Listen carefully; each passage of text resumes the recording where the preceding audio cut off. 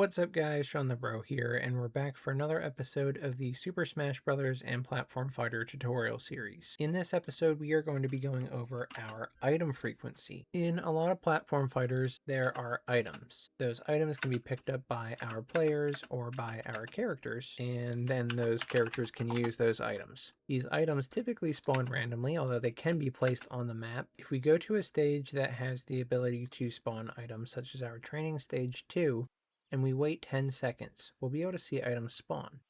You'll see the items that have spawned on the map already by default, but after 10 seconds a new item will spawn. And you'll see that it did, it spawned right there behind this item. The location is random, is set to the bounds of the stage. You'll see that all these items are spawning in here as time goes on, and this will persist in sudden death as well. These items just find a space to spawn based on the map boundaries, and then the players can go and pick them up. At that point, you attack with them, throw them, whatever you want to do, whatever the player wants to do. The important part here is that we have items. The items are on a set frequency right now. That frequency is also a hard-coded method. We want this frequency to be customizable. Today's episode is going to be going over just that. We're going to be able to set a few different frequencies or a few different levels of frequency for spawning our items. So for example, if we want to spawn items faster or more frequently, we will be able to do that. If we want to spawn items slower or less frequently, we will be able to do that. Once we get that working, we can also expose this behavior to the user, but that will be for another episode. Before we hop into this episode on item frequency, if you want to get caught up in the entire series and check out everything we've done, from the launching, damage counters, the item spawning in general, our different game modes, and a whole lot more, I'll link you to the entire Super Smash Brothers and Platform Fighter tutorial series right here in the top right corner. Alternatively, if you don't care about that and you only care about your item spawns and your item frequency, that's perfectly fine. You don't have to follow along with the entire series to watch these episodes, but I do recommend you watch the episodes on items, specifically the ones for the spawning of the items, as we're going to be building on top of that logic today to just change the frequency and make it more dynamic when these items spawn. I'll link the episode where we went over spawning items right here in the top right corner. This is a code and blueprint tutorial series. We're going to be improving things that we previously did in blueprint and converting them to code, but mainly we'll just be working in the C++ today while we get this situated, as we have to develop the system for the item frequency. Let's take a look at what we have for spawning items currently. If we go to blueprints, functional BPs, logic, game modes, and base game mode BP, you'll see here that we have a tick function in the graph. And in here we have a delay, and we're calling spawn item after that. Spawn item is its own function where it determines where to spawn the item, what type of class to spawn, making sure we can spawn it at a valid spot by using a line trace. And this is perfectly fine. I'm not going to go over this content today because this has its own episode and it's not really relevant to change the frequency of our item spawns, but just know that this is what determines where the item spawns and what item we spawn. Back in the event graph, though, we have this delay. And this is a great method to get items spawning in the first place. It took us almost no time at all. However, in the long run, this isn't a great way to do this, especially because this will give us a fixed rate to spawn items, but that's not really what we want. We want a frequency, which basically determines a window of frames or window of time where items can spawn, but it doesn't define the exact frame or the exact amount of time that will pass before an item spawns. That little change adds some level of randomness to your game, or the feel of random to the players, so that each match is different. If the players can look at the clock and determine exactly when an item is going to spawn, then that's a skill they can use, and that's not necessarily a bad thing. It depends on your game and what you want. But unless you want very specific times, like every 10 seconds, every 100 frames, then what we want instead is that window or that frequency that I was mentioning earlier, and that's what we're going to be implementing for today's episode. What we have in here for now is fine. We're going to end up changing this with our new logic, but we don't have to do anything with it yet. Let's go into the code and set up our system. In the code now, let's go to our basegameinstance.cpp and basegameinstance.h. The basegame instance is a child of game instance, and it is a class that persists between levels. So in here, we set things like the type of players that we have, such as their names, chosen characters, whatever that may be. Then we have things like match type, music type, because these things persist from the menus into the match. But the base game instance is also a great spot to put configuration values based on settings. So for example, we can define values in here that players can choose on the menus, say item frequency, and this will be brought from the menu into the game. And we can access that item frequency in the game and spawn items at the corresponding rate. So what this means is I want to add at least a variable to represent our item frequency. Starting out, I would like an enum because I want to make an enum for item frequency labels. Remember that I mentioned that this will be a user-facing feature. So that means users will be able to customize their item frequency just like you can in something like Super Smash Brothers. But we probably don't want to give them the raw data. Like we may not want to say every 700 to 1000 frames, you will be able to see a new item spawn. Instead, we'll say that's the medium spawn rate. Then we have a high spawn rate or spawn frequency, and that may be 300 to 500 frames. So items spawn more often. Let's start out by going to our enums, and we have different enum classes here. I will just go to the bottom of these and make a new one. Enum blueprint type. Enum class E item frequency level. And we can make that a uint8, which is unsigned integer 8-bit. Then in here, we can have none. This would represent no items, for example. So umeta display name equals none. This umeta display name just sets the name of this enum value to this string when we're looking at it in something like a blueprint. So instead of saying e_none, it will just be none.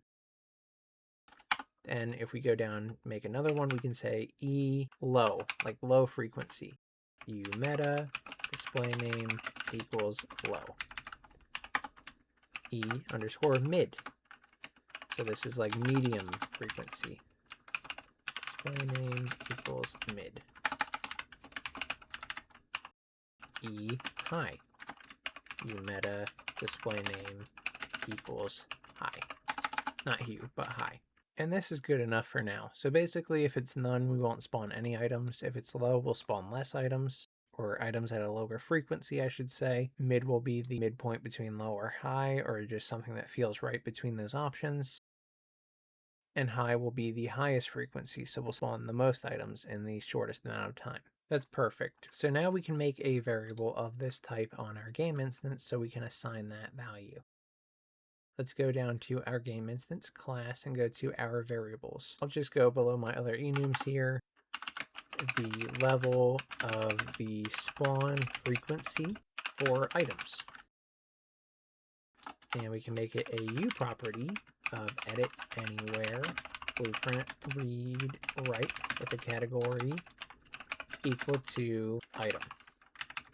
This U property line allows us to edit this value in the blueprint, visualize it in the graph or the defaults, and gives us a category so that we can easily find it when searching for it later. You don't necessarily need this, but the other variables in this file already have it. I'm going to stick to that until we decide to clean up what we don't need as U property later in the series. For the variable itself, we are going to do E item frequency level, and we'll call this item frequency level. Then in the base game instance.cpp, we go to our constructor where we set all the default values for the variables, and we'll add item frequency level equals E item frequency level : and we'll probably start it on mid as our default. You could set it to none if you want. I like to start a lot of my enums or integers at their basic value. Perfect. So now we have our frequency level that is going to be exposed to the player. However, we still need to associate all of these enum values with an actual set of frames or an amount of time. But this part isn't necessarily something that the players are intended to change. They will change the level, but not the actual values. So let's go to our SSB template game mode.cpp and SSB template game mode.h. In the header file, if we scroll down to our variables now, we can put this in the private section. Go below my cheat function here. I'll say the minimum frames required to spawn an item at low item frequency. We could make this U property, but we really don't need to. All of our logic for this, at least right now, is going to be in the code and internal. We're going to be calculating how many frames we need until we can spawn an item. Simply having something like integer low frequency min frames. Then, conversely, we need the maximum frames required. Actually, let's say allowed to spawn an item at low item frequency. This will be int low frequency max frames. So the actual number of frames to spawn an item will be between these two values. It will be above or equal to the minimum and below or equal to the maximum. I'm going to do this for the other item frequencies as well. You could also have a container, like an array, and have each index associated with a level, but I think this is simple enough to just have these two variables for each frequency level. So the next one here will be the minimum frames required to spawn an item at mid item frequency, and it will be mid frequency mid frames. Then the maximum frames allowed to spawn an item at mid item frequency. And mid frequency max frames. Then we copy this again and paste it. It will be the minimum frames required to spawn an item at high item frequency. Int high frequency min frames. Then lastly, the maximum frames allowed to spawn an item at high item frequency. Int high frequency max frames. Then in our SSB template game mode.cpp, we can go down to where we set our default values for our variables. And these are integers, so I'll put them below the current lane here, and we'll set all these values. Low frequency min frames equals.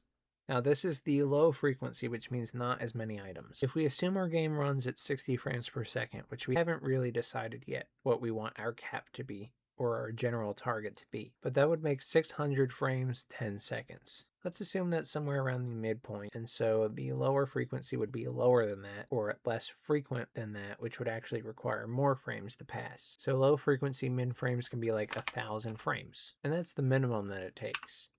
So low frequency max frames will be larger than that. Say we want the window to be 200 frames, then we would make this 1200. This is the absolute max amount of time that we will go before spawning an item. So we can set this to 1400 frames as an example. But then below that, we'll have mid-frequency min frames, and we can set that to that 600 value I was talking about.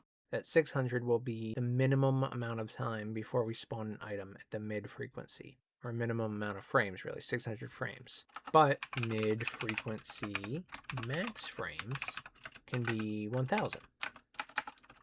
The maximum amount of frames before spawning an item in the mid-frequency is the same as the minimum on the low frequency. So you're essentially guaranteed that mid-frequency will always spawn more items, even under worst-case scenario, against low frequency's best-case scenario. Lastly, we have our high frequency. So high frequency min frames equals, and we can set this to be 200 frames, and high frequency max frames equals 600 frames.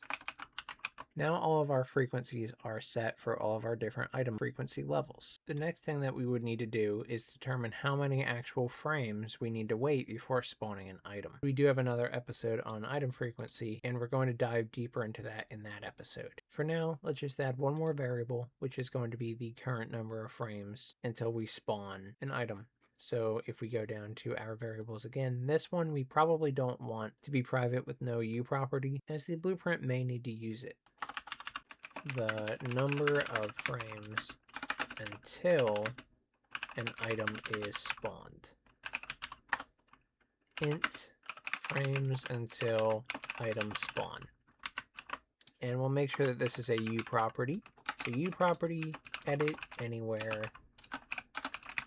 blueprint, read, write, category equals item, and then afterward meta equals parentheses, allow private access equals true.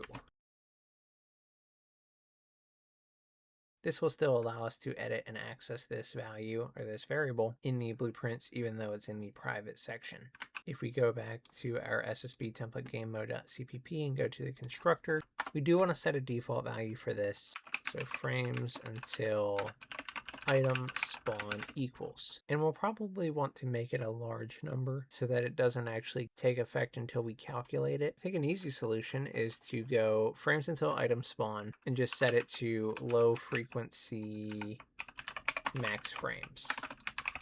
That we just assume that it will be the highest amount of frames until we spawn this item, as we'll calculate it when we get into the match and then we'll reassign it. If you don't like this solution for any reason, you can also do frames until item spawn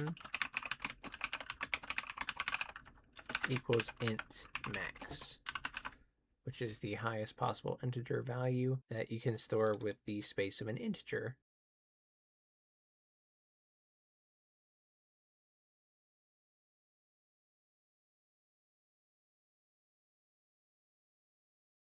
It's basically just a placeholder to assign the value before we calculate the actual value for it. At this point, we can go down to our tick function in our game mode. And in tick, we can choose when to decrement our number of frames remaining. It doesn't really matter where we do this unless you have a special idea in mind. So for example, in tick, we have this check for if we should count down match, which means we're at the match countdown. We haven't actually started the match yet. You may not want to spawn items before that point or start your counter to spawn items at that point. If you don't want to, you could put this following logic in the else statement here. Frames until item spawn, and we can do minus minus, decrement it, just take one away from it. It's the same as doing frames until item spawn minus equals 1. So these are the same. I think it's okay if the countdown is actually included, and because of that, I'm actually just going to put this minus minus frames until spawn here, decrement the number of frames until the next item is spawned. In the next episode, we'll go over actually generating the number of frames until an item spawns with this system and allowing the user to customize what that value is or how frequently they spawn. And there you go, guys. I hope you enjoyed this episode on setting up item frequencies in your Super Smash Brothers and Platform Fighter tutorial series. If you did and you want to support the channel, then please subscribe. It does more for myself and the channel than anything else you can do, and I really appreciate it. It's also completely free. If you want to give extra support to the channel and also get some benefits along the way, you can check out the YouTube membership, Patreon, and Discord subscriptions and get some rewards. I really want to thank everyone who has. You're all so kind and so wonderful, so thank you so much for that. If you ran into any problems with your item frequency or anything in your game, feel free to join the Discord community. There is a link in the description, and I would be happy to help you out with any problems you ran into. Thank you so much for watching. I'm Shawnthebro, and I'll see you in the next one. Goodbye, guys.